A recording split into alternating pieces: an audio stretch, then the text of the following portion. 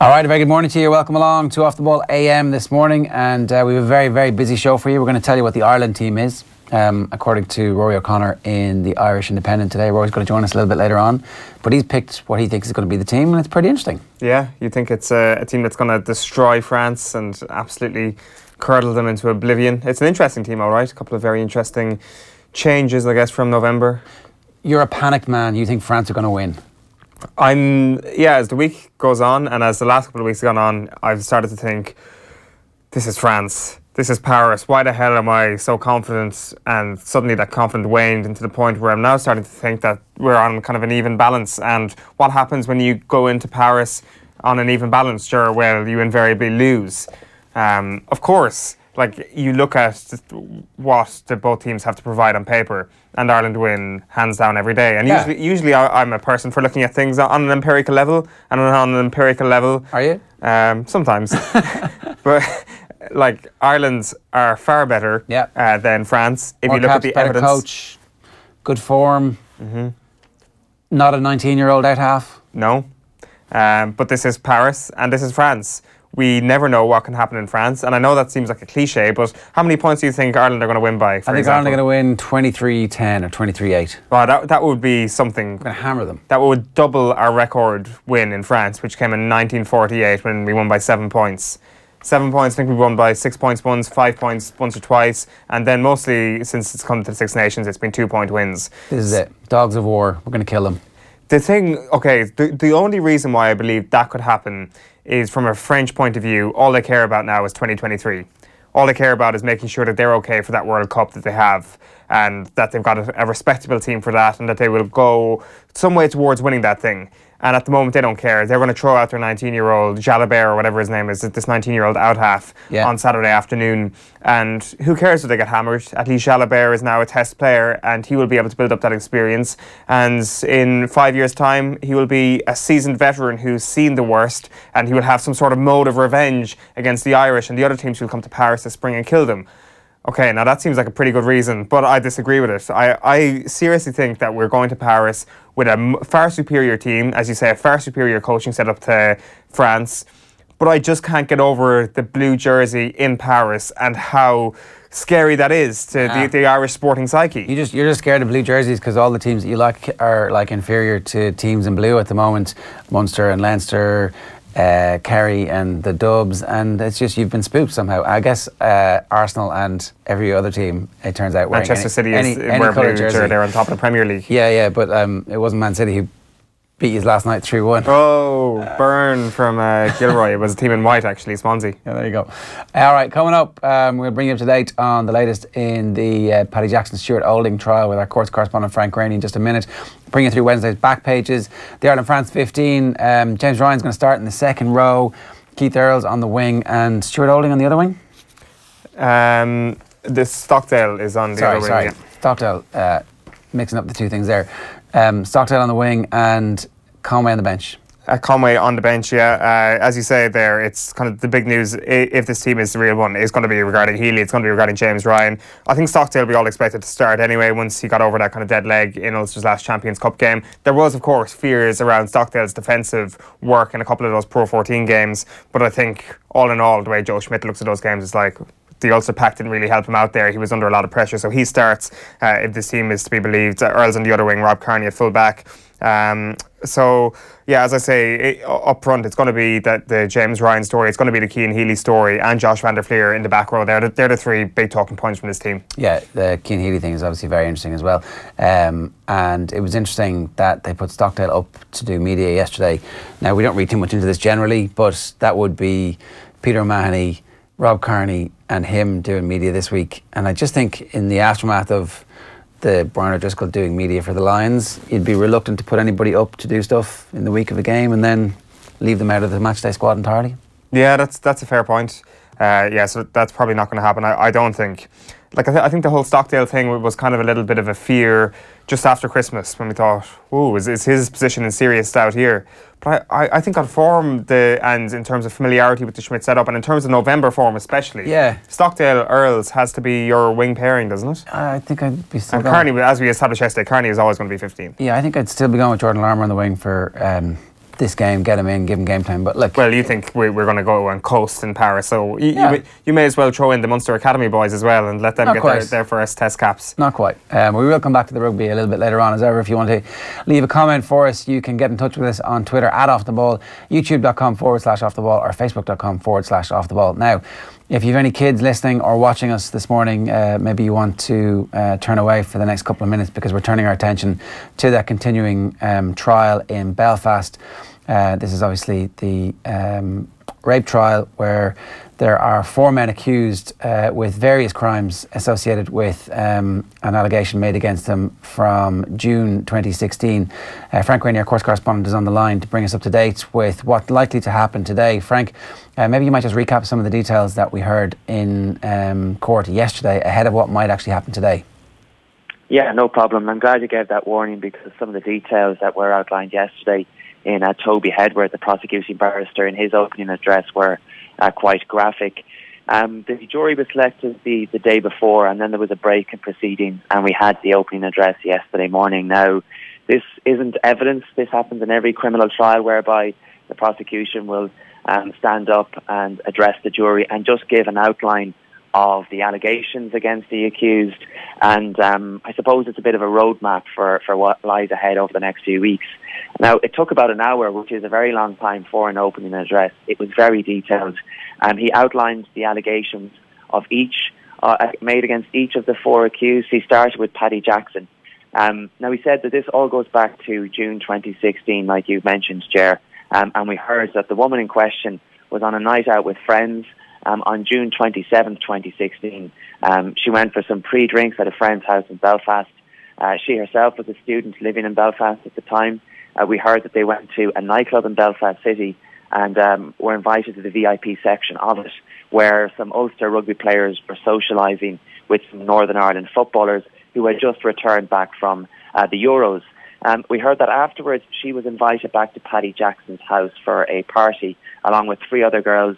He was there with 3 of his friends, including Stuart Olding, who was also accused of rape, and the 2 other accused, Blaine McElroy from Royal Lodge Road in Belfast City, and their friend Rory Harrison from Mance Road in Belfast.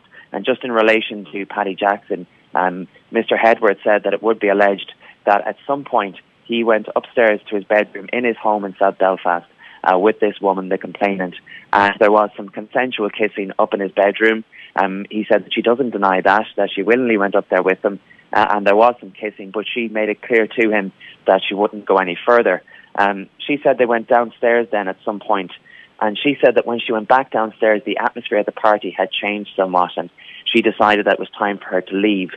So she went to prepare to go home, and she will claim that she realised that she had left her bag upstairs in Paddy Jackson's room. So she said that she went upstairs to get it. She said that she was followed upstairs by Mr. Jackson, and she said that once inside, she claims he pushed her onto the bed, pulled down her trousers, and raped her. Now, the allegation against Stuart Olding, his Ireland and Ulster teammate, is that he apparently, allegedly, entered the room at some point while this was happening and forced the woman to perform oral sex on him. So those are the 2 rape allegations in the case. The men obviously strongly deny those charges. Paddy Jackson is also facing an additional charge of sexual assault. He denies that also. The charge in relation to their friends, firstly Blaine McElroy, the jury heard that it would be alleged that he texted Mr. Jackson at some point asking about the possibility of a threesome upstairs, and that without receiving a reply, we heard yesterday, it would be alleged that he then enters the room stark naked with his penis in his hand. And Mr. Hedworth told the jury yesterday that at this point the woman then managed to leave the room, and after McElroy allegedly asked her why she wouldn't have sex with him too, she said, how many times does it take for a girl to say no before it sinks in? Now, Rory Harrison, the 4th and final man, a 4th and final accused from Mance Road in Belfast City, he's 25 years of age. He was also at the party. We heard that he offered and indeed did take the woman home in a taxi afterwards.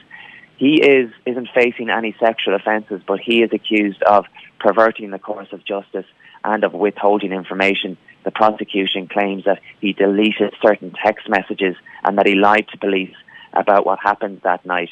He was initially taken in by police and gave a witness statement. So he wasn't a suspect initially. And the witness statement he gave, the version of events he gave from the party, differed greatly to what the woman had alleged. And the prosecution claims that it was a lie. He claimed to police that she was fixated with Paddy Jackson, that she was staring at him back at the house, that she seemed starstruck by him, and that at some point, shortly after they went back to the house, Paddy Jackson went to bed alone and that he followed her up. So obviously there's a huge conflict between the two versions of events. The prosecution claims he's lying. He also denies the charges against him. Yeah, Frank, the Harrison testimony is going to be particularly, or the evidence is going to be particularly interesting, because I think as well, in his statement he'd said that she'd been calm leaving when she left in a taxi. He accompanied her, but ultimately there's a taxi driver who has been traced, who immediately upon being contacted knew the specifics of the case that was being talked about, because he remembered that the complainant had actually been so upset in his taxi on the night in question. Yeah, that's an interesting point, because the witness statement that Mr. Harrison gave when he was asked about the journey home to the woman's house in the taxi, in what the prosecution described was apparent gallantry. He walked up to the door, he made sure there was somebody inside, he even texted her afterwards to tell her to keep her chin up. And he said to police afterwards, when he was asked about what she was like in the taxi, he said that he didn't notice anything peculiar about her appearance, demeanour or clothing. Now, when the taxi driver was interviewed by police, and he said that when he was contacted by police initially, he knew exactly what they were talking about, and he said that the woman was very upset when she was in the taxi on the way back out to the house. So obviously a conflict in evidence there, and that'll all be teased out when they're called as witnesses at some point down the line. Yeah, the WhatsApp as well also, he referred to her being in hysterics in the taxi. So again, that seems to be in conflict with the statement that he gave to the police. So it'll be definitely interesting to see how that is teased out. What actually is scheduled to happen today, Frank?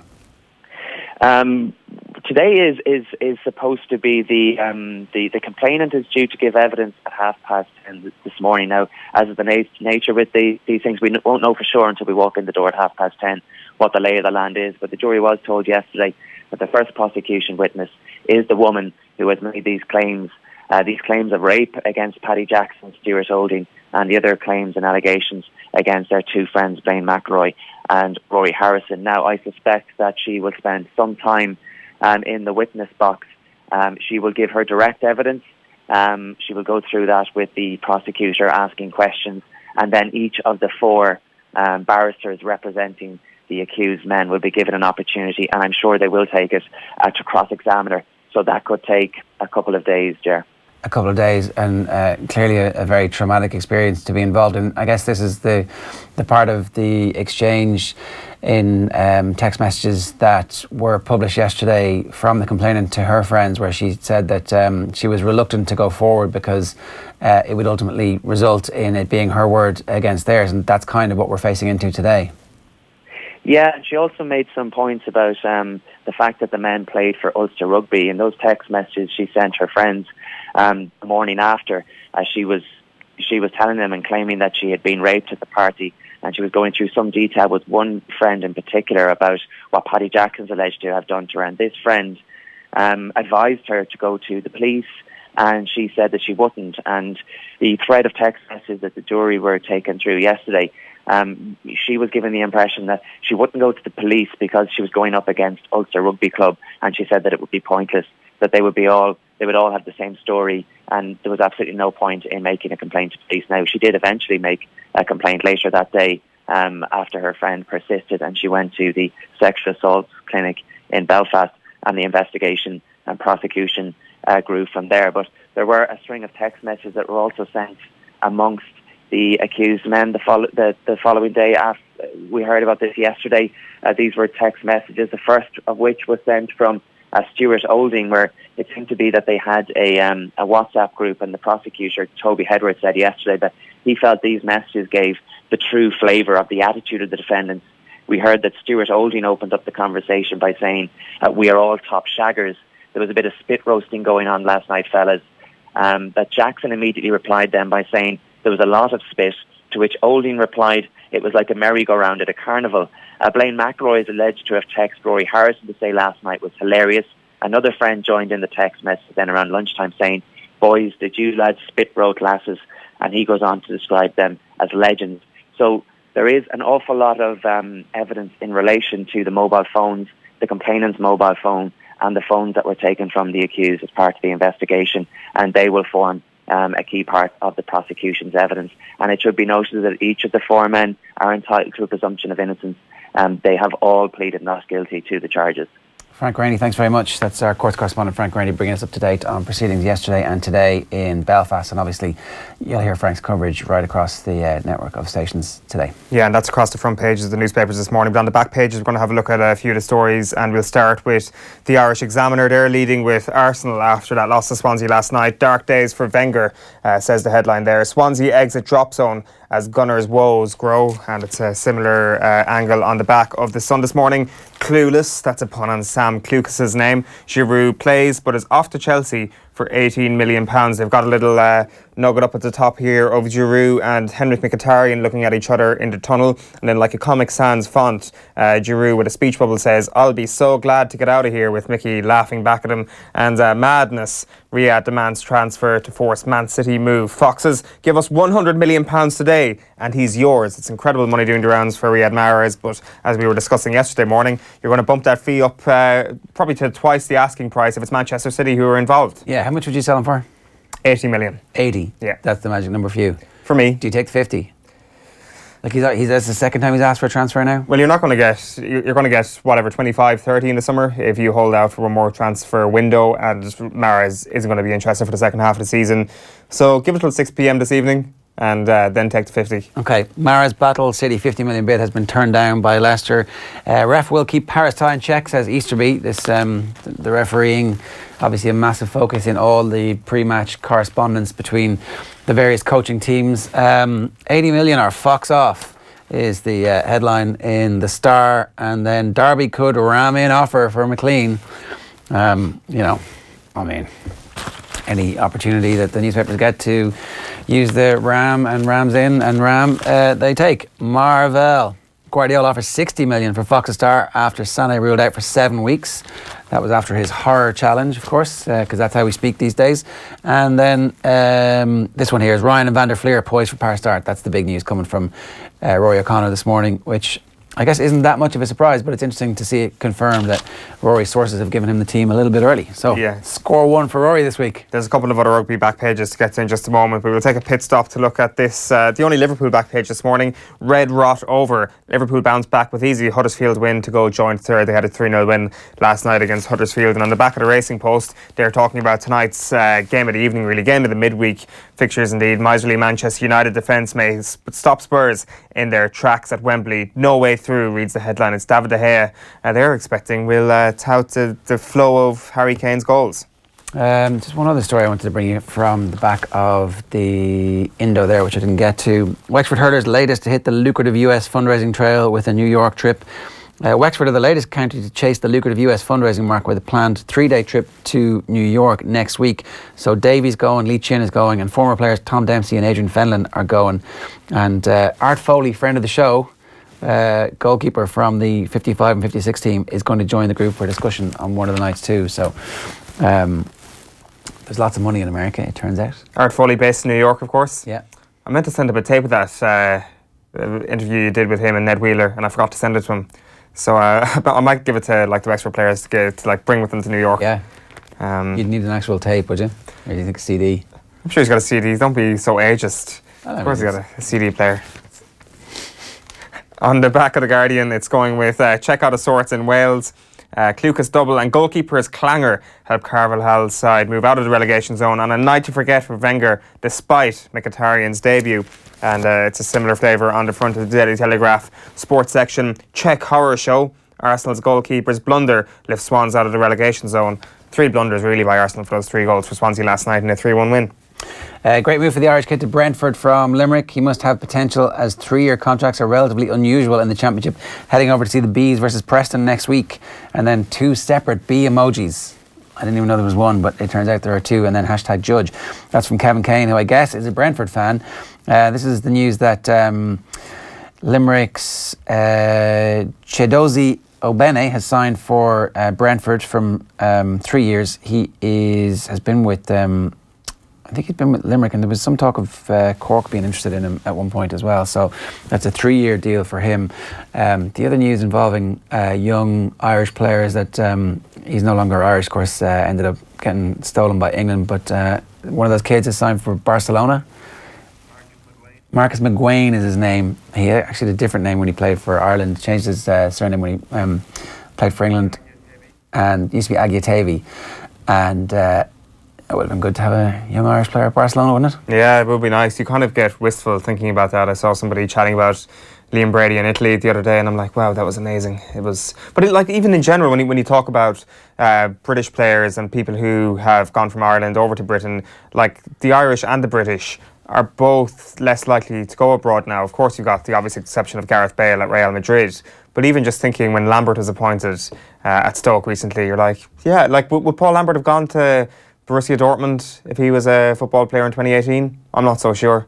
Like, it's weird that the way that every other aspect of the world has gone more global, but yet British and Irish footballers are less likely to make that step into Europe. Obviously, they're looking in different directions themselves, so there's just a less percentage of a requirement on the Premier League. Players, the Premier League is so big, and the Championship is so big. The Championship is like the 5th biggest by attendance and revenue league in the world. So why not? Is right. Why not stay? Good place to make your money. Hello from Murphy's Osaka, says Michael O'Carroll. Hello to everybody in Murphy's in Osaka.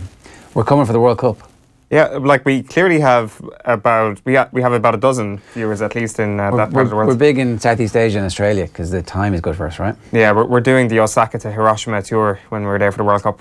Noel Cal wants to know, why would any top player go to Arsenal at the moment? Going nowhere with Wenger. Is London that big a call? Well, London and all the money is that big a call. And actually, so last night they lose a game. Would they have lost if Czech hadn't screwed up? Yes, they would have, because he wasn't at fault for the other 2 goals. Mesut Ozil was at fault for the first one and then Nacho Monreal for the third one, as far as I recall. But why wouldn't you want to be a footballer for Arsenal? You get away with those unbelievably stupid losses. Yeah. And there is no consequence. No pressure. It's like not doing your job, and it's like, it's okay. As long as you don't do that 15 times in a season, you can lose 14 games this season and you're going to be fine, don't worry. But the annual league table of richest clubs came out, and Arsenal are way up there. So you're getting paid well as well, and no doubt you have a nice cushy life in whatever suburb or over north of London you decide to live in. And Wenger's not going anywhere anytime soon. Right, let's go to one of the longest running, most boring sagas in world sport, which suddenly got injected a little bit of new life yesterday. The news that Floyd Mayweather is in an octagon. What does this mean? Have a look at the video he posted.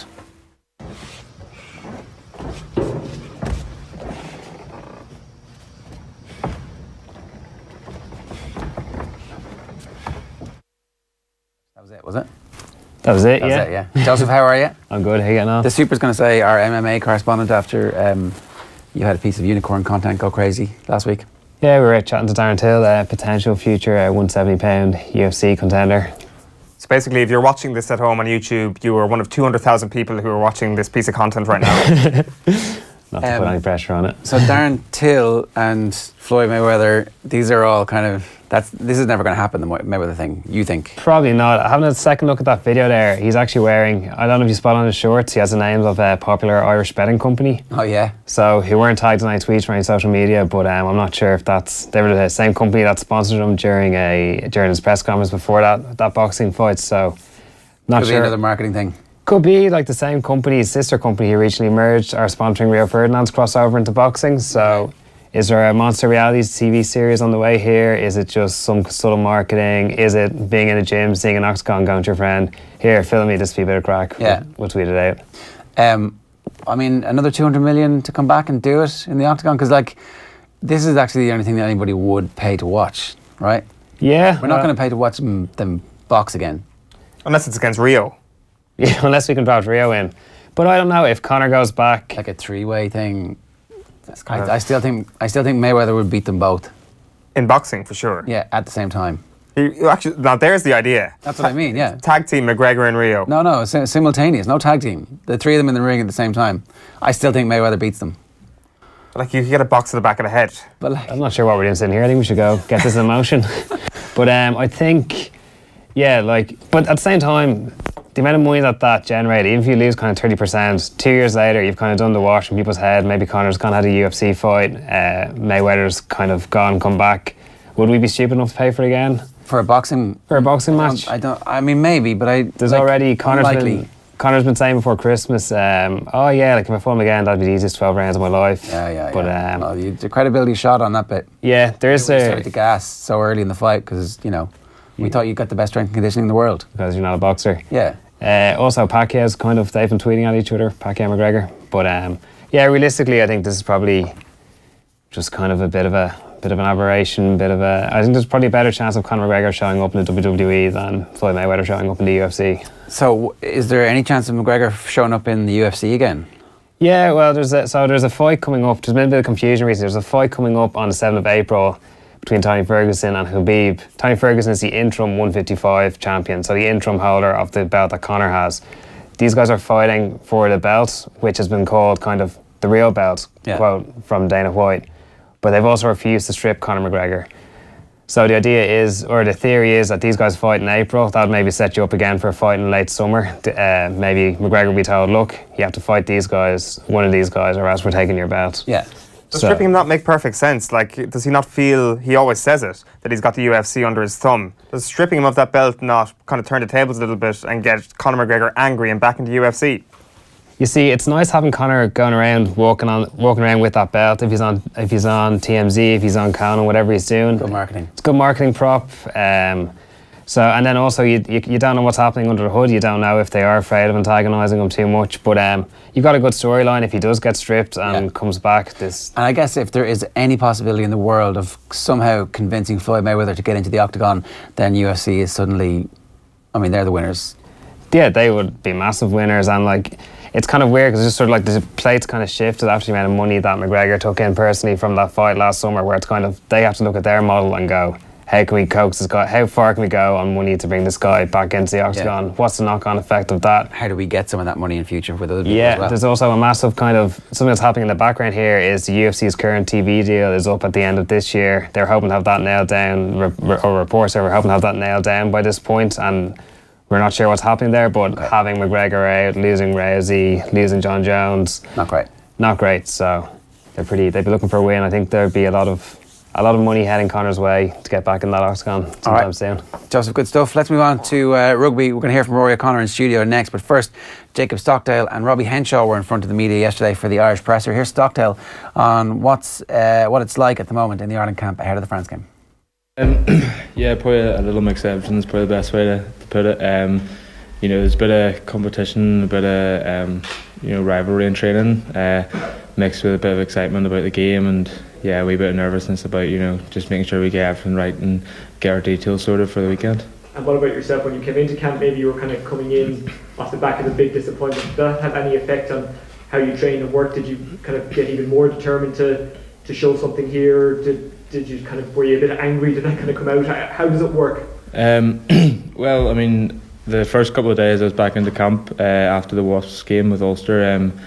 I had a dead leg, so I couldn't train for the first couple of days. So that was frustrating, but it was made a wee bit better by the fact we were out in Spain and it was sunny and there was a beach. But it was a wee bit frustrating at first, but once I got back into training, you have to just kind of forget about that and focus on the task at hand, and that's France away in the Six Nations, which was the first game. So once I was into camp, you just had to forget about Ulster and anything else outside of what you need to do to get prepared for the game.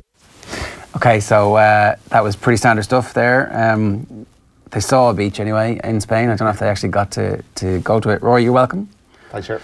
Stockdale, being out in front of everybody, it means he's starting, right? Yeah. No, all indications are that he's starting. Got a decent steer on the team last night, and it's pretty similar to what's going to happen. What happened in November. Pretty similar, along similar lines to the Argentina game in particular, with Earls coming back into the team, Henshaw coming back into the team. Van der Fleer coming in for Sean O'Brien, and James Ryan looks like he's going to hold on to his shirt. Okay, that James Ryan decision is pretty interesting. We've been chatting about this a little bit in the office, and there has been this sense that there's been a bit of a changing of the guard, that they were like hot for Devon Toner for a long time, but that the competition has arrived and he just hasn't been able to see off Ryan. Yeah, I think Ryan just offers something different to what Toner offers. Toner offers you that set piece solidity, huge size, a hugely reliable player, but Ryan has that dynamism that Toner probably doesn't offer with the ball in hand. He probably has better hands, and I guess the thinking is probably that if we want to arrive at the World Cup with James Ryan ready to play as your leading second row, he's got to get these big experiences under his belt. And Toner's not a bad man. He might not be the impact sub that people imagine, but he's not a bad man to come on and close out a game when things are tight. So I don't think that I wouldn't write Devon Toner off completely just yet, but I think like France are not kind of experienced kind of team that you kind of would ordinarily imagine. That one of their second rows, Ruaidhrí, only has one cap. Yeah. So it's not like they're throwing him in against Martin Johnson. This is probably an appropriate place to go and test himself. He did well in Montpellier recently. He played well against Argentina. He is the future. Whether he'll start every game, I still think that's remains to be seen. I think Toner still has a role to play. Is there a bit of grunt there as well that there was a feeling as the Six Nations started last year that we needed Donncha Ryan in there to just kind of bring a bit of that to the Ireland pack, and obviously we don't have Donncha Ryan who could do that for us this year, although we could have if we wanted, but sure, different issue. And so that for whatever reason they don't get enough of that from the Toner-Henderson combo, but that Ryan offers a bit of that, or it can do. I think that's fair. I think I wouldn't ever say Toner and Henderson are similar players, but they're probably not dissimilar characters. They're both quite laid back. Wouldn't be, I don't think, the loudest players around. Although I think Toner has assumed a bit of a leadership role over the years. But I think one of the key points is that Henderson has learned the line-out calls and is now a caller, whereas he wasn't a caller in the past. So Henderson has kind of assumed that responsibility, which means they have a flexibility to go beyond Toner. And yeah, I think I've only spoken to Ryan once, and he's not the most effusive character. I think behind the scenes he's seen as a bit of a driver of a future driver of standards. I think there's a bang of Paul O'Connor off James Ryan. Yeah. And I think when there's a player that good, it doesn't matter that he's 21. They need to get him in and get big games under his belt. It helps that the rest of the pack is pretty much close to fully fit as well, doesn't it? Because certainly we were having this debate last week, and I thought Toner should be in there for the exact reasons you stated there, that just the predictability almost in the line out, that you go to Paris, you come away with the win, obviously no bonus points available in the Six Nations, get the job done, and Toner kind of brings that. But if you're going to make one slight risk in the pack, James Ryan is the obvious candidate for that, isn't he? Yeah, I think they've learned, I think, from 2 years ago when they threw they probably had very little choice, but they threw Tadhg Furlong in for the last 20 minutes. And it was just before he just wasn't quite ready, and they ended up losing the game on a scrum. So I think they're almost thinking, get this guy in from the start, and we can bring experience off the bench as well. So yeah, he's surrounded by he's got a really good front row in front of him. He's got I know Sean O'Brien is not there, but Josh Van der Fleer is hardly going to weaken things. And Peter O'Mahony's an excellent line-out operator who can take the pressure off James Ryan in that department. So I wouldn't have a huge fear about James Ryan going over there. To be honest, a lot of these 21-year-olds that we're seeing now, I wouldn't have a huge amount of fear throwing them in anywhere the way they're playing for Leinster. So it's I suppose it's a slight risk, and Joe has been accused in the past of being a conservative coach. People will probably still be unhappy that certain other young players aren't in, but I think it's a progressive step, and I think it'll benefit Ireland in the long term, and I don't think it detracts from their ability to win the game. Talk to us about how Stockdale ended up getting to the point where he's not undroppable, but he's like he early in the week it looks like he was guaranteed his place, that the back three was very firm in Joe Schmidt's mind, that it's going to be Earls, Kearney and him. Yeah, I think he benefits from being like 6 months to a year older than Jordan Larmour, because if you take the Joe Schmidt mantra that Simon Zebo had a bad game in Paris and misses out, then Jacob Stockdale had an absolute nightmare in the RDS a couple of weeks ago because of Larmour, and Fergus McFadden tore him apart. So he's banked what he's done is he's banked experiences in June and in November, and if you look at, say, the scrum half battle for who's going to back Conor Murray up, Kieran Marmion has huge credit in the bank because of the way he coped last year in the circumstances that he coped in. Schmidt puts massive store in the fact you've done it for him before, which is why I don't think Devon Toner is going to be disappeared anytime soon, because he has done it for Joe so often. So I think Stockdale to produce what he produced in November. He knows the role, whereas Larmour is just coming into camp officially for the first time. And you know, Earls gives you that experience. He's in an experienced back three, so you know, you probably wouldn't throw two 20-year-olds over in Paris. Yeah. But he's surrounded by experienced players, and he gives you so much in terms of attack, and he's got the size. You know, he's like Tommy Poe 2.0, isn't he? Like he gives you all of the things that Joe looks for in a winger. So I think they'll have huge comfort in putting him out there. And of course, I just said there a moment ago that there's no bonus points in the Six Nations, but of course they come in this year, as I was just being corrected in my ear. So that back three, in terms of the explosivity, in terms of what they'll bring, like Larmour, I think we were thinking a couple of weeks ago, he has to be thrown in there. Do you feel that it's just a matter of time, that kind of that initial explosion of Jordan Larmour mania has just kind of subsided a little bit in the last couple of weeks, and there's kind of a more calculated view of where people are at now? Well, if you think about it, over December when he was tearing things up, people were saying, he won't throw him in for the Six Nations squad at all. You know, that they kind of, the natural reaction is to think that Joe won't go in any way, kind of with a big selection like that. So the fact that he got into the Six Nations indicates, I think he will play, but I never thought he'd start in Paris. I thought he might get a bench spot, but I think Andrew Conway, if he's fit, will get in ahead of him. But I think against Italy on Saturday week, I think we'll see Jordan Larmour at least on the bench. I don't think he can hold off that sort of form and that sort of explosiveness. But, you know, Schmidt has huge trust in Rob Kearney, and I don't think that Rob Kearney's going anywhere anytime soon. You know, you can see Devin Toner be moved off in the sunset a little bit. I don't see Rob being jettisoned just yet because of what he gives them defensively, and just that leadership that Joe treasures so much, that people probably don't rate as highly as the explosive things that Larmour does, for understandable reasons. I think in terms of tries, I think we have a very solid centre partnership. You know, Ringrose probably would have given us a more thrust in midfield, but Keith Earls is in absolutely sensational form. And Stockdale, you know, has scored every time he's played for Ireland. So yeah, I think there's tries there to be gotten. I think a lot of them will come through the pack. I think that the pack is designed to beat teams up and get over the line as well. Is Cian Healy the loose head now? Is that debate done? No, I think that's going to be one of those situations where by the World Cup, if they're both fit, they'll play. You know, I think there's 3 pool games in 10 days, so I think it'll be I think Healy's probably edged ahead of Jack McGrath. If it comes to it's a final, you know, the last day of the season. But I wouldn't be surprised to see Jack McGrath in the number 1 jersey rotating. They're such a high quality. They're so reliable. I don't think that you could say that from now on one is going to be ahead of the other. It'll be form, and it's a really good position to be in. I wonder, like, if, you know, obviously you want to start, but you know that you're coming off after 55, 60 minutes. Like, do you want to be on the field for the end when the game is there in the melting pot? Or do you want to be the one who, like, tires out the opposition only to... Well, I think when you're a prop in particular, and when you're keen, like Jack McGrath's going to come on after 45 minutes. Yeah. You know, it's not even. You're getting a good 35 minutes out there, so it's not one of those where you're going to be really good at, because you are going to play a massive role. It's not the same as starting.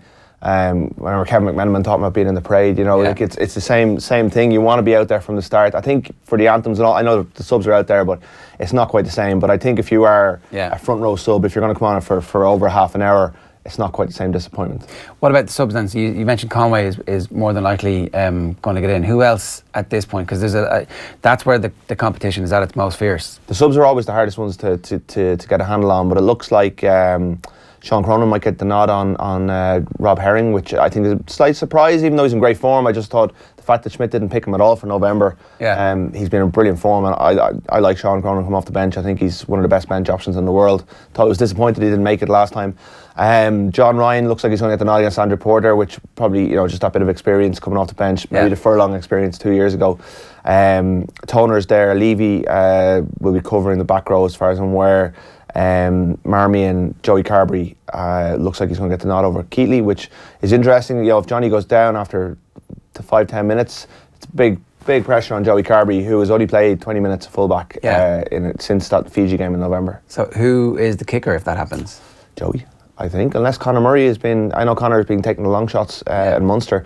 I was half expecting Fergus McFadden to be named on the bench or even on the starting team, just to take that pressure off Joey Carberry. Yeah. But he has been doing, like, he obviously had a wrist injury, so apparently he's been working a lot on his kicking during that time when he's out. Now, that's very hard to replicate the pressure. Yeah. But, you know, it didn't prohibit him from doing that. He reckons he's got his numbers up, but we haven't seen it yet. And obviously he can't get into the Leinster number 10 slot. He'll play for Leinster, but it just can't seem to get a go at out half. So that's a big, you know, we preview these games all week and we put all the stuff in, and then Johnny goes down after 5 minutes and all bets are off, because we all see the quality of Joey Carberry, but he's never done it at number 10 in this environment before.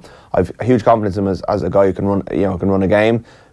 Whether he can get the goal kicks or not is another matter. Yeah, you wonder if the right thing to do is to just ease him into that, or the right thing to do is to go, okay, this is now your responsibility, and you have to get up to, this is what it's going to be like if you're going to make it here. So we give you that responsibility from the get-go. Yeah, and the risk is there, but the reward is there as well. I've said it before in here that I think that Joey Carbery can be Ireland's Bowden Barrett coming on in the last 20 minutes, giving Ireland a real change of pace across the back line. So you risk the fact that he could come on after 10, 15 minutes. Yeah. But we saw even in Chicago that he came on for 20 minutes against the All Blacks and it didn't faze him. No, not at all. So, the goal kicking is the risk. He says he's getting better at it. We just need to see the evidence. And you just wonder how, given everything that all the lines of communication that run through IRFU, Leinster, how Leinster didn't bring him on at out half for that last 20 minutes to give effectively a dead rubber against Montpellier when they were already ahead. I'll never know, because Ireland needed him to play at number 10 for 20 minutes, but he came on for Rob Kearney, and Ireland probably needed Rob Kearney to get 80 minutes as well, unless he carried a knock. It was a very strange decision.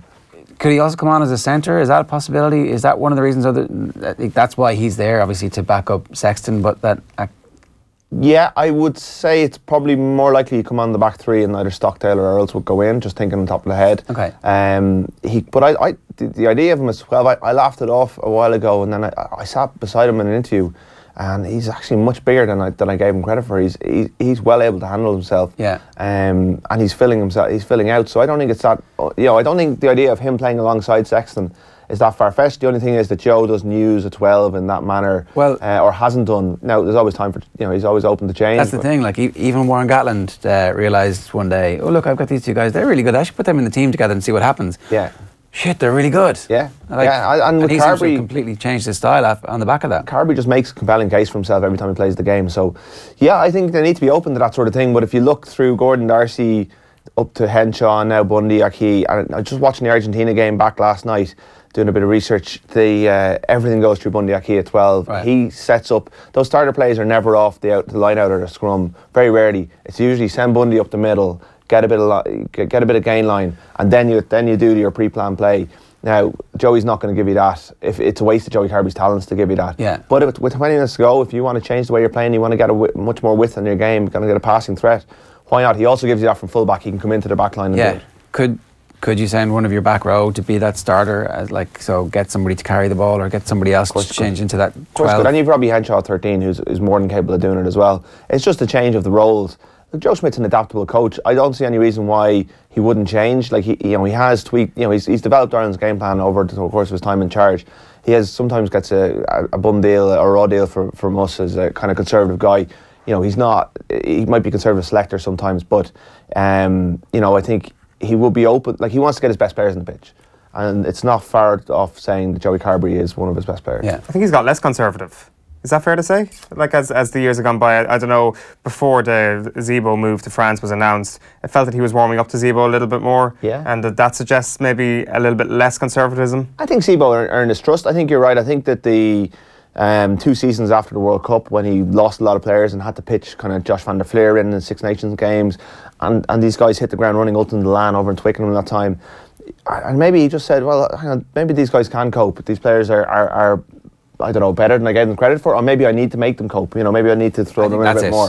Yeah, and he was post Argentina, everything changed. Post Argentina, everything, and he needed depth. And also, Ireland had a lot of injuries in that 12-month period, so he had to pitch them in. And he went to South Africa without Johnny Sexton and with an very understrength team, and should have won the series. With a very much a rejig team, an unrecognisable Ireland team really from the World Cup before. So a bit like Leo Cullen in that game in Bath when he pitched in those 5 youngsters and they all did really well. Perhaps he said after that, well, maybe I should trust these players a bit more. And he knows that if he loses his 5 frontliners between the the group stages and a quarterfinal against Raji Rasmus's Springboks in 2019, he needs to know that those players are ready. Yeah, and hopefully he will after this. Okay, in terms of the style of play, how do you expect us to attack this game, given that the ghost of last season's Six Nations must be like Easterby's like, oh, we don't need to be reminded about it, and no doubt they have spoken about the start against Scotland last year, which screwed their season basically. Absolutely, that first 25 minutes is just like you can't win the Six Nations from 3 tries down in your opening game. Yeah, they say they haven't talked about it, which is the sure sign that they've had a massive meeting about it. And look, the message is obviously that they've moved on from it, but they're also targeting a fast start. I just had a quick look at the forecast. It's not very good. You know, it could resemble 2 years ago, which was a pretty ugly game. 10-9 to them, that game. The one where they got the try last play for made Ireland off the back of a scrum, having Ireland controlled it for 40 minutes and then just lost. They brought in a lot. Their bench just didn't make the desired impact, and France just took control through the scrum. Yeah. And we had that series of scrums on the Irish line, and eventually Maxime Maydar got over outside Robbie Henshaw for a long collapse in the scrum. So I think that if you look at the cross two teams, Ireland have far more experience. I think the game management from Ireland will be key. I don't know if they will approach it in the same way as November in terms of just keeping the ball. You'd love to see it, because just watching that first 20 minutes against Argentina, they were so good. Yeah. In terms of they just going wide early. We saw Munster doing it in Paris a couple weeks ago when they attacked wide and kept the ball. The French team, Racing in that game, just weren't able to handle them. I think we'll see massive pressure put on Jalibert, the 19-year-old 10 who's making his debut. He could not put pressure on him, even like you've seen Johnny do it to George Ford. I think Johnny Sexton will almost try and just be the alpha in that situation. France are going to be disjointed. Brunel is a structured coach who puts a lot of faith in his assistants, but they've only had 10, 12 days with their players. Yeah. So you've got to undermine that. You've got to ask questions of them. But whether the weather might negate Ireland's wanting to kind of keep the ball through long phases, because if it is lashing rain in Paris, they might just put it up and put pressure on Bakatawa in particular, who were great going forward. That great thing about the great cliche about Fijian wingers. The great going forward, but if you put a high ball up, is you got to be able to deal with it. Yeah, like you mentioned disjointed there, but I wonder would their plan would it be to use that disjointed nature to just throw the ball around, and suddenly the bad conditions are going to play right into Ireland's favour? It could do. I think Brunel will probably more be reinforcing keep it tight. They have big, massive ball carriers who can just truck it up, win the collisions, and if it's on, throw the offload. I mean, the French players are always more likely than not to throw the offload, but Brunel's teams are slightly more conservative. Whether he's got that message through yet, I'm not sure. But I think you're right. I think Andy Farrell's defence is made to cause mistakes. So if Ireland rush up and force players to throw offloads they don't need to throw, if it's their second nature, well then they'll be scrambling around. Josh van der Veer, these players will be scrambling on the back trying to pick up on that and get through for even to score tries off the fence. So yeah, I think they could be. He'll try and tighten them up, but maybe 2 years under Green Oves and that kind of loose offloading game that's inherent. That's been drilled into them. It's going to take Brunel a while. To get to where he wants. And Jalibert's known as, he's got a decent boot, but he's known as a running fly half. Conditions might not suit that. So, there's a lot of good individuals in that French team. We just don't know what they're going to be like as a collective. Just wanted to move on finally and talk about John Muldoon is going to become part of Pat Lam's coaching tree.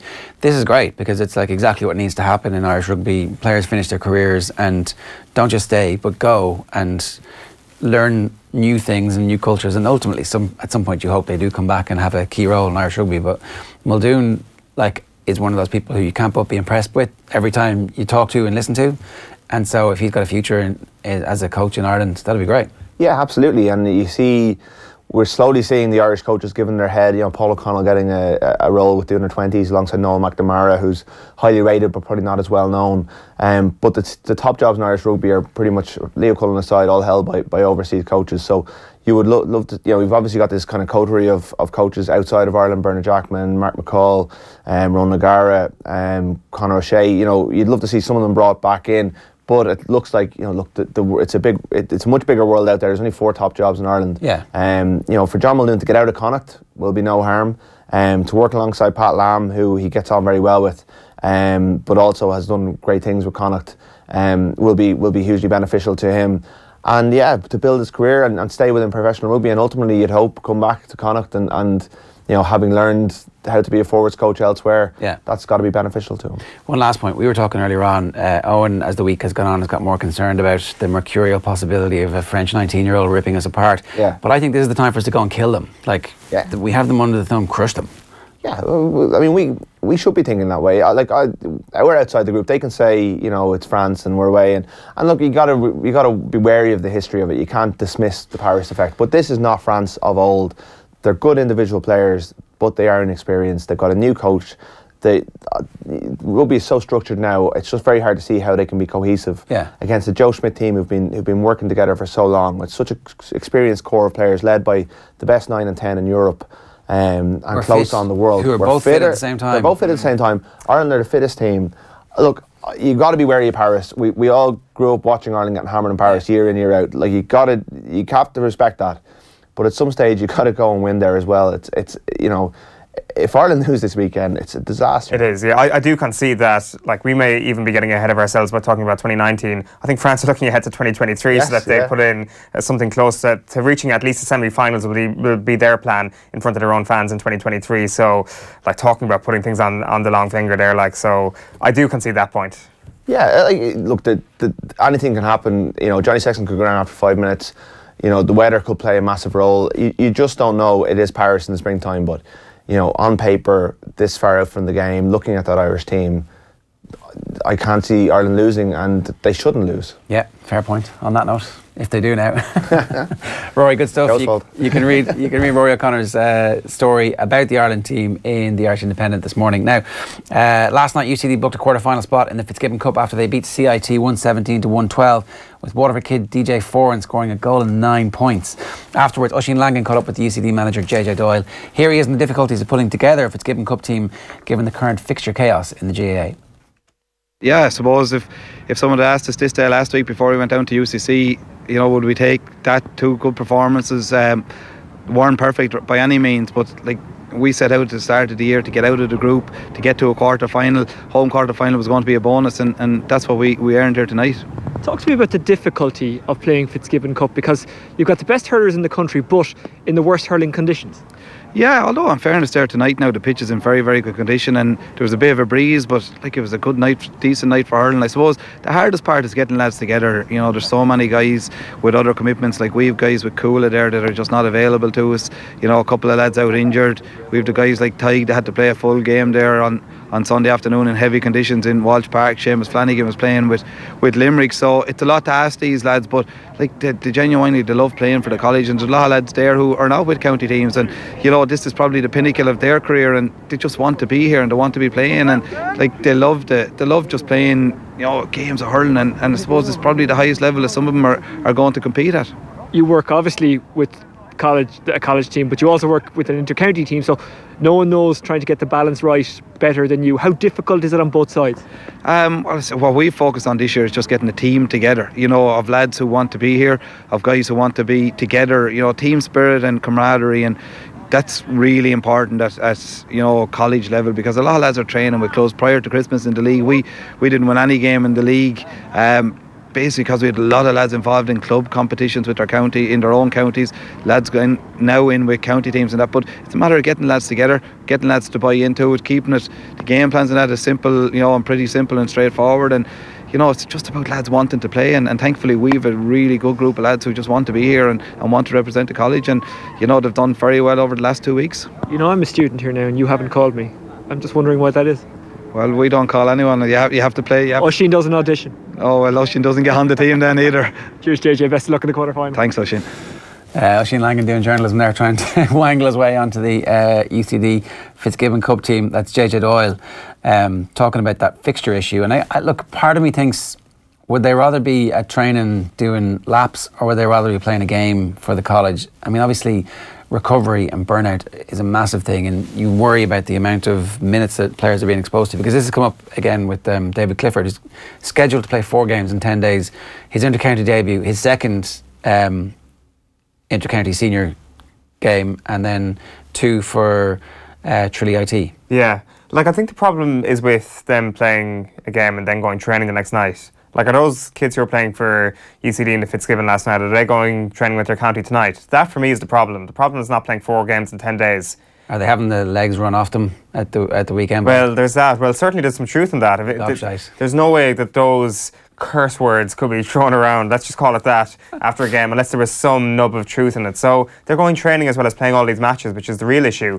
And even when Mr. Fergus Connolly was in with us a couple of, what was it, last month at this stage, he was saying that that's the real issue there, that it's just overtraining, and that's how the overwork manifests itself.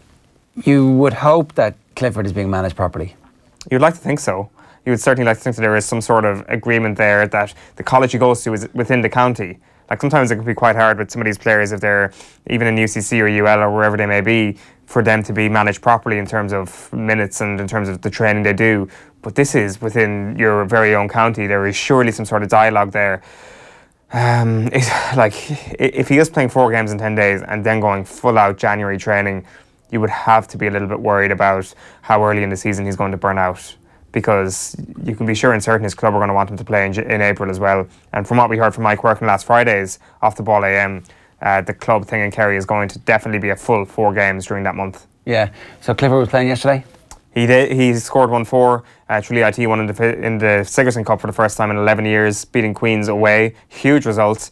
And it's just this profile growing and growing now that he's doing it at all these different levels. Apparently somebody said Brawley called him sluggish or something at the weekend, so I think that's been the only negative kind of, and it's not that negative, the only phrase about him that hasn't been fully glowing in the last couple of weeks. Well, I mean, he's not explosive in terms of pace, right? That's not his game. It's like, I'm going to get there, we're both going to be in the same space, and then I'm going to disappear somehow. Yeah. I'm going to twist you in and out. He still wins every ball first. Break your ankles. But like, there must be some element of pace. I think it's positioning, though, isn't it? It's like, it's reading of the game. Yeah, he's got to. You're going to kick the ball and it's going to go that way, and I can tell what the trajectory is going to be. And he's got that kind of basketball arms that can massive reach. So, like, I think it's possible that people will accuse him of being sluggish, but actually he'll always be in a position to do really well. I think he may seem to be sluggish. He's got a kind of lumbering style. That's it. Yeah, that's what I'm saying. It's not like, I don't think he is sluggish, but. Yeah. There might be that that weird sense of it from people.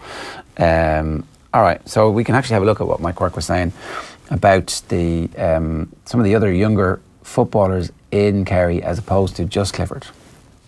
He's got all of that, like, you know, and another box of tricks with him. He's physically, he's as much the same as Clifford in terms of his size, but he's probably that little bit more athletic, that he covers ground really well. He works hard, he's aggressive. He's got, you know, he's a guy, like you said, that we'd be really excited about down in Kerry, and a guy that I think is ready-made to make the step up right now. I don't think he needs a lot of time. Now, he probably, you know, he was nearly, as they'd say in America last year, he was nearly red-shirted. He was training with the squad all year last year without playing any competitive minutes, which a lot of people in Kerry were kind of surprised at, because we were seeing the guy at club level, and he was dominant, and he was, you know, running past people and kicking scores, and we're saying, well, why aren't we seeing this? And, you know, at the county game, but he got his chance the last day, and I think he put everybody's fears to bed that maybe he wasn't up to that level, because the guy is, you know, he's got it all. He's got the game. Even the free taking, I thought was really impressive. I know it's like, you look at his numbers, he scored 7 points, he scored 3 from play, and you're saying, look, 4 frees. But like, one of those frees was in injury time. It was 40 yards out on a swirly, windy day.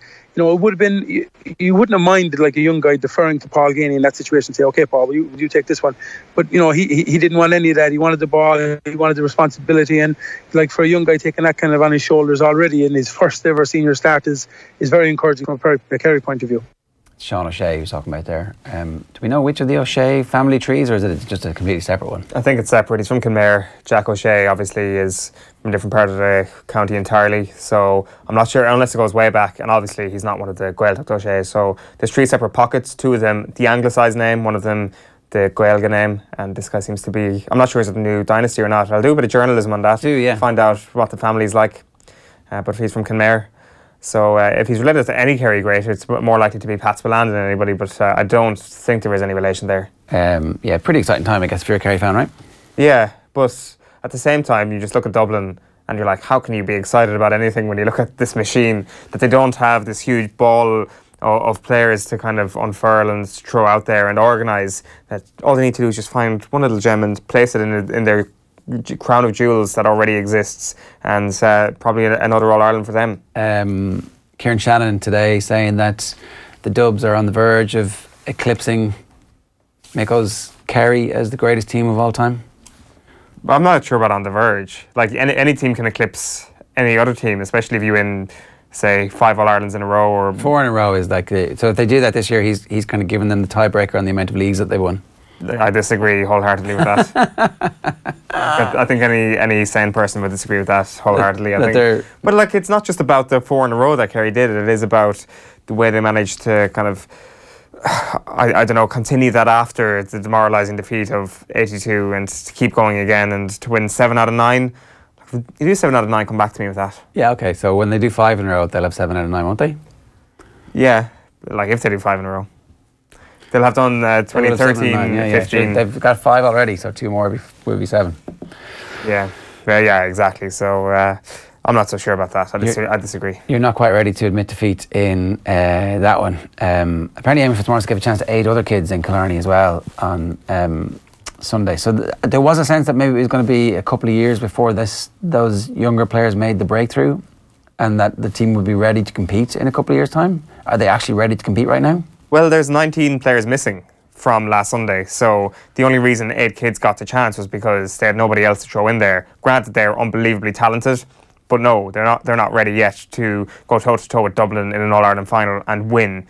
That's those kids. If, however, Sean O'Shea manages to continue this remarkable rise, if David Clifford can be somebody that, at the very least, is a hugely impactful sub, and if they find one back... Is it the Jack Barrys of the world who were great in the league last year and didn't quite make the starting, like, not automatic first choice in the All-Ireland semi-final stage? It's those players who have to raise their game by 25%. Absolutely. Well, Jack Barry's a starter this year. He is 100% going to start alongside David Moore, and assuming everybody's fit.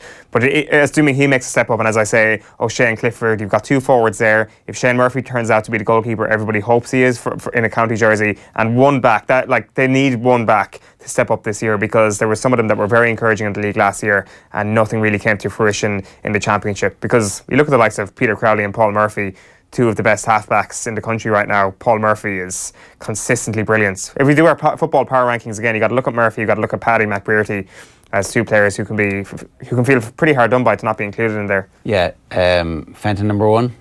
Fenton number 1 for me right now. Yeah, I think still think James McCarthy is right there. It's 1 and 2. Of course he is, yeah. He's a great footballer. I think Fenton... I saw somebody giving out that we were talking about Footballer of the Year already in January, which it is a bit ridiculous to be talking about. No, it's the only time you get some value in it. But yeah, that is true. But Brian Fenton, number 1.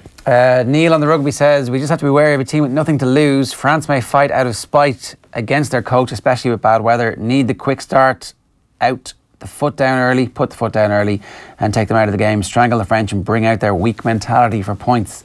Yeah, I mean, if they're like the 19-year-old out half has a Freddie Michalak style debut and decides that he can dribble past 5 or 6 players in space and pop out a little over the shoulder, no look pass to one of the Fijian wingers and they run under the post and it's 3 tries to none in 15 minutes and the crowd's going, oh, lily blue. I mean, we'd all be puking because we've seen it before. Yeah, but that's not going to happen. Like even I'm fearful of the trip to Paris, and I'm not saying that. I'd completely forgotten about the addition of bonus points this year. That does change things in your favour a little bit, that we could go out there and kill them, because we have to kill them. If France are as terrible as you say, then a bonus point win, or anything other than a bonus point win in Paris, is a failure. Well, so they were obviously there last year, which is why none of the last round of matches really matter beyond the actual Grand Slam itself. So I just think that we need to become... If you're the All Blacks and you're so superior to France and you're going to France, are you like, oh, we're really worried, it's Paris, we've done these things before and they've had this opportunity against us? You're like, great, we're going to be the team that goes and sets down the marker for years to come, that every time we go to Paris, we crush these guys. And we have no mercy. And we're running tries in the 87th minute, same way we're running them in the 6th minute. Killing them. 60 points. Yeah. That's what you're doing if you're the All Blacks. It is, but we have this mental thing that once it comes to an even-numbered year, it's going to be a tough year. And, of course, the younger kids in the camp don't have that. The James Ryans of this world, getting his first Six Nations start in there, doesn't really care about it's 2018. Who cares? This is the year we go to Twickenham and win. This is the year we go to Paris and we win. Wales will come to our backyard and we'll crush them. You can chalk down 15 points right there, is what he's saying. He's certainly in your camp when it comes to these French people, but like, it's France. It is France. Like, We need to be incredibly careful about this. Calm down. Okay, and it's France, it's correct. People will blame you. You're accurate. People will blame you if we lose this game on Saturday. No, the Green Slam is coming. Right, so if you're a Man United fan, a special treat for you. Brian McClair sat down with us yesterday for about half an hour on Skype. We'll put up the full podcast for you, available a little bit later on after the show, but for now we're just going to bring you some of the highlights from it. We started here by talking about Ferguson's slow start at the club and the influence that he ended up having on Brian McClair's career. Well, Alex Ferguson came to rebuild a football club, and that's what he did. The football club had lost its way, and just as one tiny example, when he came, and locally in Manchester, Greater Manchester, which is quite a substantial geographic area, there were only 2 scouts. So you recognise, and I don't know how many you have at Aberdeen, but it is considerably more than 2. I think in the Greater Manchester area at that time there was 5 million people. There's around about 5 million people at the time living in Scotland. So Alex Ferguson had considerably more scouts for Aberdeen, who had been a very successful team, but he had scouts all over Scotland seeking out young Scottish players. And then him and Archie Knox, after training during the day, were in the cliff, the gym at the cliff, coaching the youngsters, evaluating the youngsters, having a look at them, and they eventually started again, because I think at the end of the first or the second season, most of the associated schoolboys that Manchester United had were released, and the drive was on then to get the best young players in the Manchester area, who at that point were going to Manchester City. That period of time when the results aren't going the way of the first team, what's your recollection of being in the heat of that? Well, we were getting criticised after games on a Sunday in the media, Monday in the local paper, after the game, I suppose, in local radio. The manager was getting it every single day. Now, he never burdened us with that publicly at any time. In fact, I don't recall him really criticising any players publicly in the whole time he's been the manager at Manchester United. So he bore the brunt of that every day. Now, we got told candidly exactly where we were at and how poorly we were performing or what he thought. Particularly, and he's always done it straight after the game. But we're working hard towards things. We were getting some new players in, and bit by bit you could see that it was improving. Did you improve as a footballer? Because, how did your game evolve and change over this period of time as well? Yeah, I improved because I think that you improve by playing with more and better players, and I think that was the way. And up until the point I had gone to Manchester United, I had just played football, and I was 23 at the time, so 2 years at Motherwell. 4 years at Celtic. There wasn't a great amount of coaching in the sector. I did learn an awful lot from the older players, both in the training field and playing with them in the games.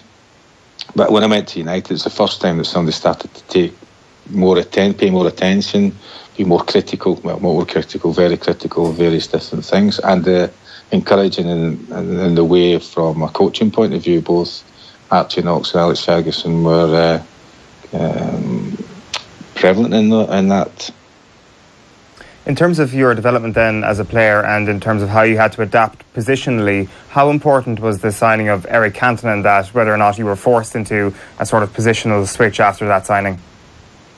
Well, I never until I was 17, I'd never played as a forward. All my schoolboy and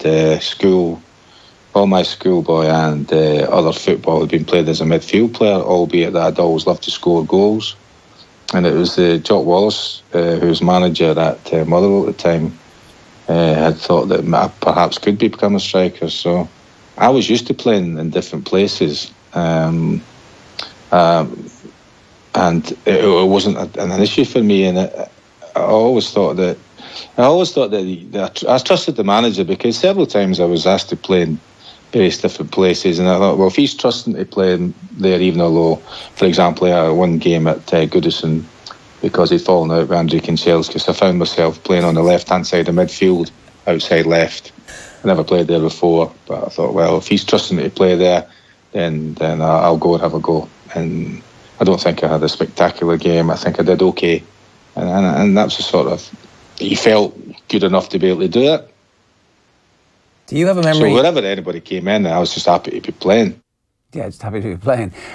So the class of 92 obviously come along and kind of move a bunch of those older players out. He had a front row seat for that, and then obviously ultimately he has a front row seat as well when he goes back to the club as the reserve team manager. So what's his recollection of that period? Because I'd been playing for the reserves as well at that moment in time, so I knew what they were all capable of. You know, I was confident. I mean, Giggsy had already been in really a year or so before it. I'd played with Nicky and Paul, David and Gary in the reserves, and you knew they were all good players. It's only when they get a chance to come in and train with the rest of the first team, and then obviously playing the games, that they grow into themselves. I think that it's always been, in the time that I was there and the time that Alex Ferguson was a manager, the first team has been a development team. So young players who have been bought, have developed in his teams and gone on to become some of the best players in the world over that period of time. Yeah, like Roy Keane, for example, definitely not the finished article when he signs him. Yeah. Roy played right back for a period.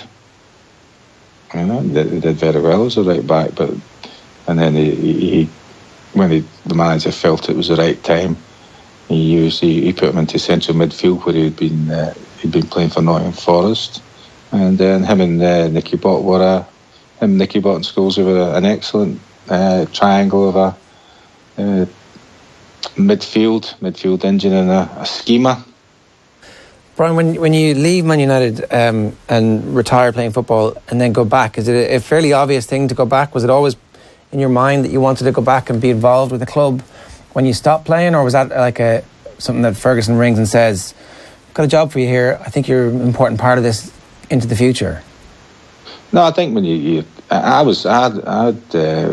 had a period of leisure, and I had just finished my UEFA A licence when I got a call saying there's a position for you. The manager at that time had said that he was retiring at the end of the following season. Steve McLaren, who had been his assistant, had opted to become a manager at Middlesbrough, and I was in the right place at the right time to be offered the reserve team post. And to my mind, it was somewhere that I could go for 12 months with people that I could learn a lot of stuff from and be allowed to practice my coaching. And I think you stayed like 12 or 14 years. Yeah, it's not a bad... I look upon the time that he ruined my life twice. He signed me as a player and took me back as a coach, you know, so 25 years of ruining my life. Yeah, it's not bad for me, yeah. A front row seat for some of the best stuff that has happened in world football, and to see the club grow the way it has done, really, from the moment you arrived to eventually the moment you leave. I think it was an amazing adventure, and I'm proud and privileged to be a part of that. That's Brian McClair there, obviously practising for his role as Santa Claus at the Christmas panto at Manchester United next Christmas. Yeah, and we didn't get into it there, but it'll be on the full YouTube thing. He actually went up to the Arctic Circle, and part of me was like, is he going to Lapland? Yeah. What's happening here? To see the Aurora Borealis. That's what he said. He said he got invited because he was a Manchester United legend, and there was some Manchester United expedition company that were like, we would like Brian McClair to come with us. He had some good stuff about being mates with Pat Nevin and some top bands throwing shade at the Polytechnic that Pat Nevin went to. Yeah, he said that as soon as Pat Nevin walked into a hotel room with NME under his arm, he knew he was going to be a friend of his. Obviously, if that happened today, you just think anybody with NME under their arm was just... affected. A little bit, yeah. Just really poor taste in any sort of publication. But back then, of course, it was a cool thing to do. I mean, anybody who still goes and buys magazines is, of course, a friend of the media, so we're in favour of those people. Of course we are. I'm talking about the content of the NME these days. It's crap, isn't it? Yeah, it is. Like, when I was an impressionable 15-year-old, I liked the NME. I thought it was kind of cool, but I realised very quickly this isn't cool at all, Owen. And you know, there we are today. You know, like is that the first official third person? Someone talking about themselves in the third person on the Off the Ball AM. Yeah, well, there is the baryometer, which I guess is technically is a third-person reference every day. That's how bad it was. That's when I came to the realisation that the enemy was so bad. Let's change things up a little bit. Johnny Ward brings an injection of pace to proceedings right now, talking about why horse racing should be our national sport on Off the Ball last night. I'm reading a headline from a well-known national website. Ahead of a huge sporting weekend, 5 reasons why horse racing is actually Ireland's national sport, by Johnny Ward. I was slightly misquoted there. What? You don't even How'd you manage to be slightly misquoted there? What bit of that is incorrect? So 5 reasons. Number 1, we're so bloody good at it. Yeah. As compared to who? As compared to basically everywhere in the world. You look at Italian racing, German racing just in Europe, wouldn't hold a candle to Ireland. Spanish racing, Turkish racing, they all race. Scotland wouldn't be within an ass's roar, as my mother would say of us. The only comparable countries really would be the USA, Britain and France, and to a lesser extent obviously Australia. But pound for pound, considering the amount of people that live in the country, somebody said to me recently as well, if you were to name the top 100 national hunt horses in Ireland and Britain, 80 of them could be from Ireland. And that's absolutely amazing. Now, the cynic will say, well, no wonder we've great horses, because Charlie Haughey waived stallion fees back in the day for whatever reason. You know, in fairness, it revolutionised... If our Gaelic footballers didn't have to pay any tax, we'd be keeping them all here playing Gaelic football instead of off playing rugby and soccer. They're quite well catered for. There's certain examples recently of lad offered League of Ireland contract and went playing for the county instead. Offered a car and all that sort of stuff going on. So they're fairly well looked after. But you could point to the Charlie Haughey thing, and you could also certainly point to the fact that the government is more or less paying half of the prize money in Ireland. Now that's the big issue, that in terms of the sustainability, and also the fact that Naas Racecourse on Sunday admitted that 80% of their money comes from TV rights. So there are the house isn't built on the strongest foundation, I would say, but in terms of our ability, in terms of horsemen, jockeys and horses, we're the best pound for pound in the world. Wow, that's you're not supposed to talk about that stuff, Johnny, the fact that the government props up the industry, especially when you work in the industry. So fair play to him for explaining to everybody. We've spent about $1 billion as a country on horse racing since the turn of the millennium. It's a lot of money on one sport. Well, I wonder how does that compare with football and Gaelic games? Oh, like rugby. It massively dwarfs all of the money. In terms of state funding, $1 billion is a lot of money. More than $1 billion at this point. Yeah, like I guess it is something that's working. Does it show that the horse racing industry is booming if you just inject a little bit of state money into it? Now, I know you disagree with this point about... When you say it's working, what do you mean? Well... We win races in Cheltenham. Okay, I kind of buy into the whole pound for pound thing.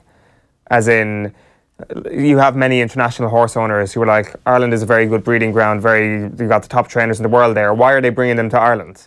If we aren't punching above our weight to the level that Johnny is saying there, why are international owners bringing their horses to Ireland? Have them trained? We've got a very good taxation system. The point about the stallion fees is true. There's no tax on, if you win a race, you don't pay tax on your winnings. So it's nothing to do with the quality of training? Well, obviously the quality of the training, because there's so much resources, improves. It's like coaching gets better in a county when you've got a load of coaches who you pay to be coaches. The knowledge base is great. They're working off a really good basis. Ireland has always had a long tradition of horse husbandry, I think is the correct term. Is it? That's the correct term. Okay. Well, like I would always say that, like when he is referring to this as like pound for pound, I would say population. I would say the amount of people who could potentially become horse racing trainers and the amount of people who could become jockeys. I think in that regard we do very well. I think if you put in the amount of money that we put into the industry, then you have to take that into account. So like when the Brits decided that they were going to buy Olympic medals by spending money on the elite aspect of the sport, they funneled all the money away from the kids' schools and from PE and went, okay, let's buy some cycling medals and let's buy some other medals. And it works because money equals medals. But pound for pound, they then did very, very well in the Olympics when you compare them to the United States and China. Pound for pound on the money. But that's not what he's referring to. He means pound for pound population, surely. Yeah, but he brought up the money, which was interesting because nobody ever does. It's like a big secret, this kind of fact that we as taxpayers have footed the bill for €1 billion worth of investment into the horse racing industry. And when you consider the issues that the country has had in that period of time, the fact that that money has been ring-fenced is an interesting thing that I think maybe we should talk about. Maybe. I think the money is a reason why we are one of the reasons why we are pound for pound punching above our weight. Yeah. What's the benefit of punching above our weight? Why do we do it? Prestige. Like, seriously? Prestige ain't going to fix the homelessness crisis. The whole notion that, you know, Ireland is superior to Britain because we beat them at Cheltenham once every 3 or 4 years. We should have spent some more money keeping the Web Summit here. That would have been a better use of money. You can take your Brexit, but we're better than you at horse racing is kind of the whole thing. That is prestige. Children waiting on hospital beds. Yay. 1 billion, like, yeah. I'm being mildly facetious by comparing and pointing out these things exist, but it's worth adding into the conversation. Fair play to Johnny for bringing it up, is what I say. Yeah, totally. Somebody whose livelihood, I guess, is largely based on horse racing. Yeah. Somebody who enjoys the festivities of Cheltenham every year, I'm sure. So transfer deadline day is today. It is 10 p.m, I think. Jim White will be on your screen later on. Or see the list there. This Aubameyang to Arsenal, Giroud and Batshuayi triangle has got the very real potential of being a Bermuda Triangle where the 3 planes all drop and everybody goes, what happened there? And nothing happens. Dortmund, again, stating this morning that they're not going to get rid of Pierre-Emerick Aubameyang until they have a replacement. And we discussed this yesterday. Their replacement isn't going to arrive until Chelsea have their replacement. And chances are, considering he played a few minutes last night, Arsenal aren't getting rid of Giroud until they get Aubameyang. So we're in this rigid triangle that's not going to move. As you said, the planes could drop at any moment. There was reports yesterday that Aubameyang showed up to the Arsenal training ground. Like, if you're at the training ground, I mean, just let this thing be done and let Giroud go across the city to London and get Batshuayi on that plane to Dortmund. But you were saying today that Batshuayi could be involved for Chelsea this evening. Yeah, so it's possible that the deal is negotiated. He'll play the game and then it'll be signed. He's obviously... he's got a 20-minute window to sign it afterwards. Yeah, I don't know. What if the fax machine breaks? I don't know. Like, that is a high-stakes risk right there from Chelsea if they really want to get Giroud. But I suspect Chelsea don't want to get Giroud. I was reading that in the paper. Well, who doesn't want to get him? Conte might not want to get him, but, like, Conte... So they've signed some kids. Abramovich doesn't want him either. Well, I don't think Abramovich cares anymore, does he? Of course he cares. Abramovich cares more than anybody else about the success of Chelsea. I think Abramovich's interest has waned to the point where it's like, I can't be... My oil is not limitless. There's a limited amount of oil that I own, but those guys over there who own the countries and own those 2 football teams, they have limitless oil. Maybe. That's a different conversation, but I think in a general footballing sense... I don't think he's signing off on the individual comings and goings. So Conte was asked about the signing that they've made, and I've forgotten the name of the player. It was a young Italian, and he's like, yeah, I mean, I don't really know him that much. He got an injury, he never really played against me. I mean, you know, best of luck to him. This is like... You just signed, this is your main signing so far of the transfer window. So clearly not involved and checked out, I would argue. But with Chelsea, so this becomes a top 4 battle, Chelsea versus Arsenal. Chelsea would probably view the Aubameyang arrival at Arsenal as a net gain for Arsenal in this whole triangle, right? Well, unless they feel like the only thing they're missing is a target man. Well, obviously not, but in terms of making some sort of gain, Aubameyang to Arsenal and Giroud to Chelsea and Batshuayi out of Chelsea means Arsenal win the Arsenal versus Chelsea deadline day battle within the Premier League. Yeah. So why would Chelsea want to bring in Giroud and get rid of Batshuayi? Why enable this thing? Well, because maybe it's not as, like, maybe it's the effect that Giroud is going to have on our team is bigger than the effect that Aubameyang, who will poison that dressing room, is going to have. And besides... He's not going to poison it before the summer. Who knows? That would be... Imagine walking into a new football club and it's like, I'm the big man here, I'm going to poison this dressing room, I'm going to bring the mood down to my level. Maybe he revolutionises the dressing room, who knows? But, like, there's a risk. They're not interested in, for whatever reason, they're not interested in Aubameyang. Maybe it's that they don't have that money anymore. That's my worry from an Arsenal perspective, that nobody else is interested in Aubameyang. Man City have now made a 3rd bid for Riyad Mahrez for 55 million quid. By the time, if you're not watching this live, by the time you watch this, some kind of deal might be done or might not be done by Riyad Mahrez, who didn't train yesterday and didn't travel with the Leicester squad for the Everton game. That suggests to me Leicester are like, another $1.5 million there, just tip the scales. What does he bring to Manchester City is my question. And, like, if there's a guy handing in a transfer request, granted, he hasn't been the poisonous influence on the dressing room that, say, Alexis Sanchez was at Arsenal. But what does that kind of character bring to your dressing room? Like, I know he's a very, very good player. Emerson Palmieri is the player that Chelsea have signed, 24.5 million. Like, I know you've got Leroy Sané out for a month, and you probably need some sort of replacement for him. Like, I think this all comes back to just letting Sanchez pass. Like, that sort of... What was it? Was it just kind of a feeling that, you know what, screw you. I'm not paying the money for you. I'm not paying the wages you want. I'm not dealing with you, Mino Raiola. You can go off to Manchester United. We're going to be just fine.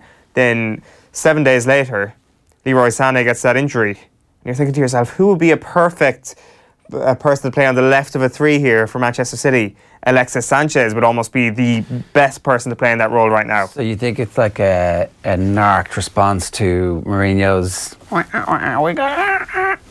That's what this is, just purely out of spite. It's like, we're going to get somebody because we couldn't get Sanchez. Well, they kind of need... Well, I'm not going to say they need somebody, because Manchester City don't need anybody at the moment. But I think Mahrez would fulfil a little role there for the next month, for sure. Oh, yeah, definitely. Need to come in and hit the ground running. Mahrez is pretty good. Anything else you want to see happening in the transfer window? Well, Lionel Messi and Cristiano Ronaldo to be signed by Arsenal, obviously. Anybody, really, that's not kind of a 29-year-old dressing room poisoning player, really. Swansea are going to sign West Ham's Ayew, so it'll be the Ayew boys at Swansea. Yeah, the first time they've linked up in the Premier League anyway. So you had Jordan Ayew, who comes to the Premier League with Aston Villa. Aston Villa get relegated. I think he stays with them for one more year. Andre Ayew goes to Swansea, goes to West Ham 2 summers ago, and then now he's coming back to Swansea. Swansea are on the way up. That was an unbelievable result for them yesterday. We've got somebody like Petr Cech in the opposition goals. If they can play against a keeper of that waning quality every weekend, they'll be just fine. Yeah, so it's 6 points from the Liverpool and Arsenal games. It's not a bad start. Yeah, it's like we've mentioned this before, the relegation battle is amazing. If West Brom come away from the Etihad with a point tonight, we're back to the situation where the entire bottom half is separated by 6 points. It's amazing. It's brilliant. Yeah. I suspect the top 4 battle could be very, very interesting as well. I don't think so. I think it's over. As in... Chelsea and Liverpool are going to make it. Oh, Spurs might make it interesting, you mean? Well, Arsenal can make it interesting. No, they can't. It's over. Why? They've got 42 points. So? They're what? They're 9 points off... Liverpool have 50. Yeah. That's an 8-point gap. That this I know the maths that's involved in doing 42, that. Yeah, okay. Arsenal can make that up. Will they? Probably not. Do you want to put a bit of... Go on, put some money... No, I just said they probably won't, but I'm saying they could do enough to make this thing very interesting. They've got Spurs in, I think, Saturday week, the early game in the Premier League. If they win that, they beat them once already this season. Yeah, okay. It's back on. If they win that, Liverpool and Chelsea continue winning and playing well, then the top 4, I think the top 4 is going to be done and dusted pretty quickly, with maybe the exception of Spurs, but Spurs obviously need to win tonight, and I'm not really sure that they're going to do that tonight. But ultimately, there's about... how many are we talking here? 4 or 5 teams that aren't involved in some sort of meaningful end to the season. Yeah. So you've got Manchester City, you need to see it out, all the way down to 6 is a battle for top 4. 6 to 10 is pointless, but then 10 to 20, like as I say, it's a 6-point gap. It's 6 to 8. It's 9 to 20. So Everton are 9th on 28 points.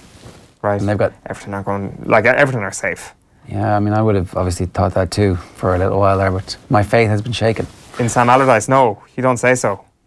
Right, that's pretty much all we've got time for this morning. As ever, if you want to listen back to anything that's happened, you can get the audio file as a podcast wherever you get your podcasts. Just search for Off the Ball AM or OTB AM, and you should be able to subscribe to it there. We're also on youtube.com/Off the Ball. You can turn on your notifications there, and you can also follow us now on Twitter @OffTheBallAM, and you can turn on those specific notifications if you just want to know when this show is going live in the mornings. Tonight on Off the Ball, Wednesday Night Rugby, Philippe Saint-André will join Keith Wood. Dave McIntyre is in the host chair.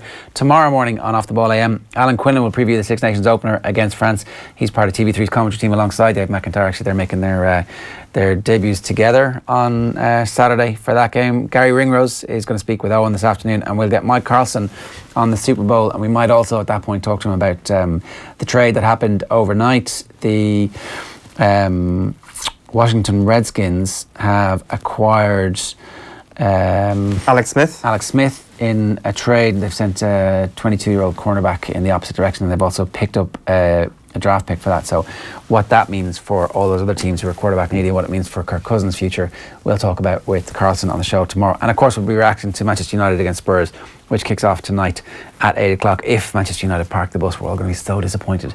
Alexis Sanchez is going to be booed, but because he's the highest paid player in the Premier League, he can handle it, said Jose Mourinho, reminding everybody that he's the highest paid player in the Premier League. Just bringing that up again. Another pointed one to Pep Guardiola. Who's your highest paid player, Pep? oh, well, we've got somebody who's paid even more than him. It's so weird. Kevin De Bruyne might be better for football than Alexis Sanchez, but who gets paid more money? Kevin De Bruyne or Alexis Sanchez? You get a special price for that, Jose. Who's the greatest footballer now? Yeah.